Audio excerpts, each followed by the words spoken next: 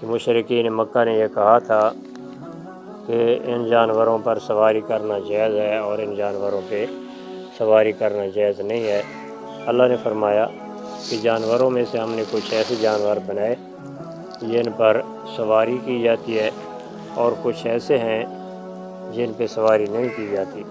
تو کلوا مما رزقکم اللہ، جو اللہ تبارک و تعالیٰ نے تمہیں رزق دیا ہے اس میں سے کھاؤ۔ جن پہ سواری کی جاتی ہے وہ بھی تمہارے لیے جائز ہیں، حلال ہیں، اور جن پہ سواری نہیں کی جاتی ہے وہ بھی تمہارے لیے حلال ہے۔ وَلَا تَتَّبِعُوا خُطُوَاتِ الشَّيْطَانِ، اور فرمایا کہ شیطان کے نشانات پہ نہ چلو، اس کے قدموں پہ نہ چلو۔ إِنَّهُ لَكُمْ عَدُوٌّ مُّبِينٌ، بے شک وہ تمہارا کھلا دشمن ہے۔